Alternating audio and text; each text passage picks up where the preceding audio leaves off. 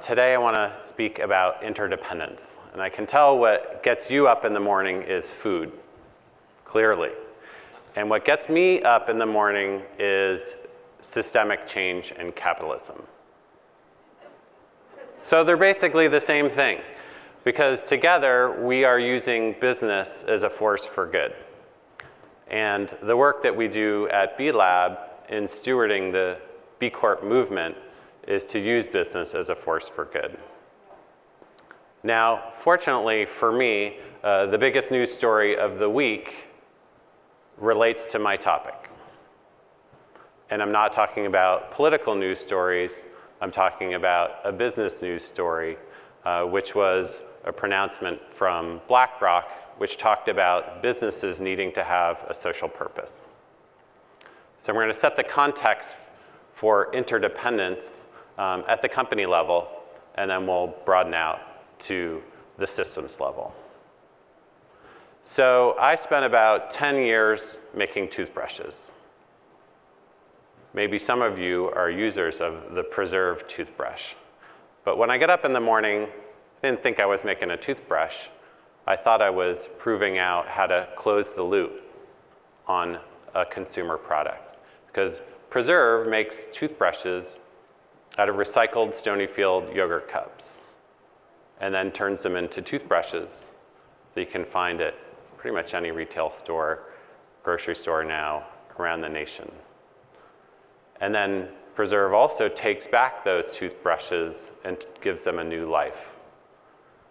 Now, I didn't found the company. It was founded by a person named Eric Hudson, and he founded it in 1996.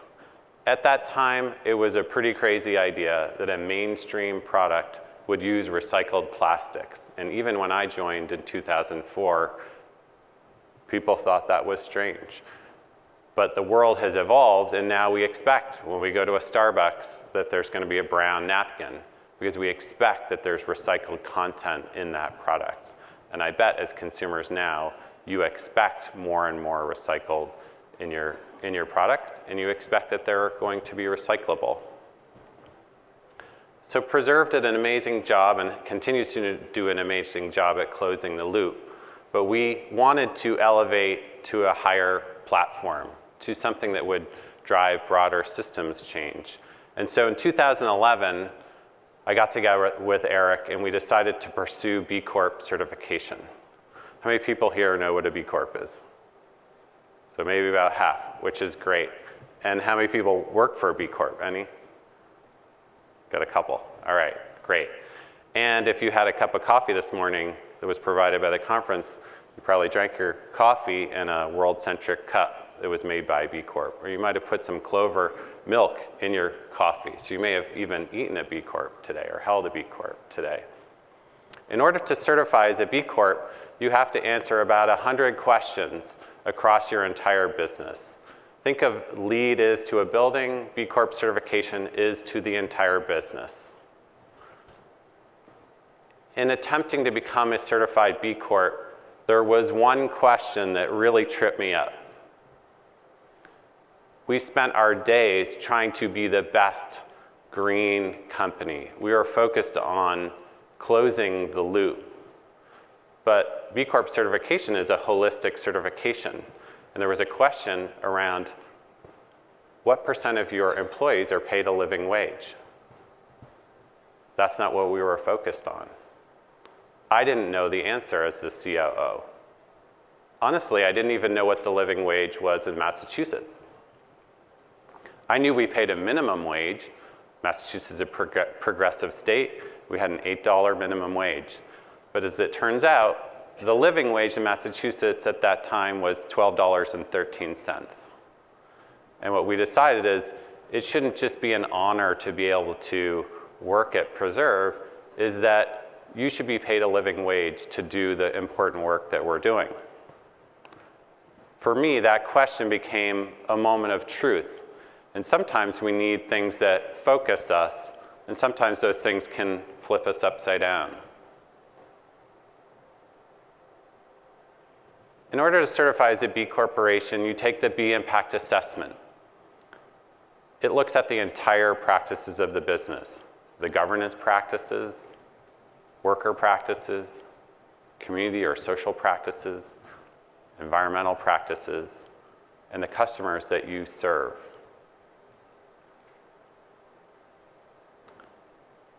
Many company leaders think about this impact assessment as the guardrails for running a good business.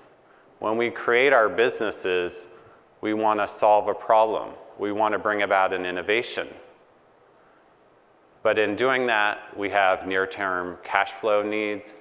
We sometimes take on investment, and we get narrowly focused.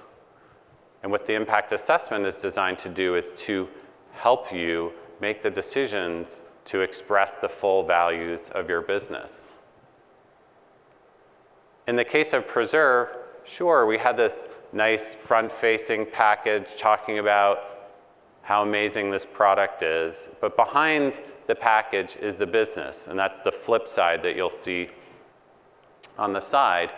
And in taking the assessment, we had this great opportunity to think about what are our values and how do we want them to live in the business. And so one of those that you see here, gives paid time off for community service, was not something we had done before we were a B Corp. Certainly something we supported. But what we did is actually give employees the opportunity to be paid to do 1 day of volunteer work per quarter. And that's just one example of how having this guardrails can help you think about how to better express your values. And that may not be right for your company, but there may be some other choice that you want to make and embed in the company for the long term. So there were 500 B Corps when we joined in 2011, and now there are 2,300 companies that have certified globally in over 50 countries. They all have one goal, which is to redefine success in business. The cool thing is, in addition to the 2,300 certified companies that are leading the way, there are 50,000 companies who are using that impact assessment that I referred to before to help them have guardrails for running a good business. So whether you certify as a B Corp or you just be like a B Corp, that is a public good that is for you to use for free. Now, fortunately, the food industry has led the way, and we have more food companies in our network or in our community than any other. Alter Eco, Rogue, Clover, there's tons of them. And you'll see tons of them on the floor and look hopefully for the logo. So I'm often asked, well, what's the secret sauce of B Corps? It's culture. And you can't buy culture. You express your culture. But what HR managers find is that it helps them recruit and retain talent. What founders find is that it helps them lock in mission for the long term so that their legacy is preserved. There are also beginning to be market-facing benefits. I would say become a B Corp because it helps you internally. But we have companies like Fetzer who are putting it on billboards. Fetzer's certified. We have KeHE, a certified B Corp, who's putting it on their trucks. And now we're beginning to have a lot more awareness of B Corp certification. And sometimes there are these minor victories we have in life, and we say, oh, I think I might be making a difference. And for me, that also happened this week. My daughter texted me. She was out to breakfast with a friend, and she said, hey, Dad, the table next to me is talking about B Corps. And so we're beginning to become in sort of the everyday table conversation. So B-Lab, the nonprofit that I work for, is truly a lab. We are here to experiment, to use business in the best way we can as a force for good, so that companies will not just compete to be the best in the world, but they will be the best for the world. And our goal is that society will enjoy a shared and durable prosperity. So one of the things that B-Lab has done in order to make the certification have some teeth is that we have sought this governance dimension. It was the first category that I had up there. And if you know corporate law, particularly if you're a company that's incorporated in a state like Delaware as a C Corp or an S Corp, is that you are by law required to maximize shareholder return. And this is where the BlackRock news is relevant. We passed the Benefit Corp legislation to allow a company to have the ability to balance shareholder interests and actually have it as a requirement to balance balance the stakeholders of the business. Who is materially impacted by your business? And as a board, you need to govern according to that. So the announcement out of BlackRock was putting the CEOs of public companies on alert. We, BlackRock, as a $6 trillion asset manager, are going to support companies that have a social purpose and balance stakeholder interests, customers, the environment, public. And I believe not only this will be the biggest story of the week, I think likely that pronouncement will have ripple effects and be the biggest business story of the year.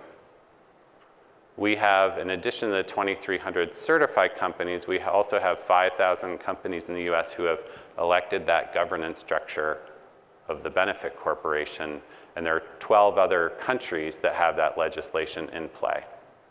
That's systemic change. So how does it relate to the food world and what's going on now? We have a number of examples, and I've just picked a few that relate to public and multinational companies.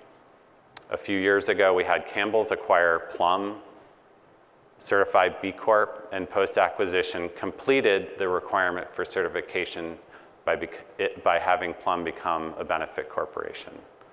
We've had Unilever, owner of Ben & Jerry's, acquire 4 B Corps this year, including Seventh Generation and Pukka, the tea company.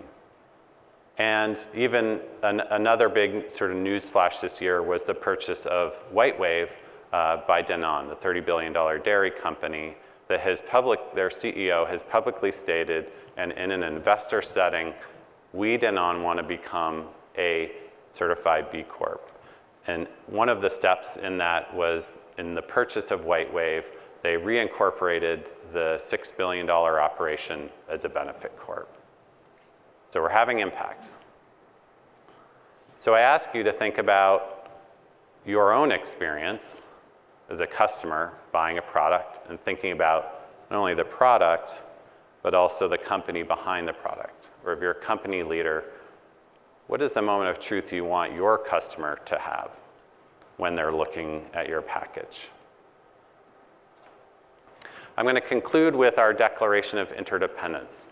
This is an actual agreement that companies sign as they become certified B corporations. And I'm just going to pull out the last piece around what we believe. We believe that we must be the change that we seek in the world, that all businesses ought to be conducted as if people and place mattered, that through their products, practices, and profits, businesses should aspire to do no harm and benefit all.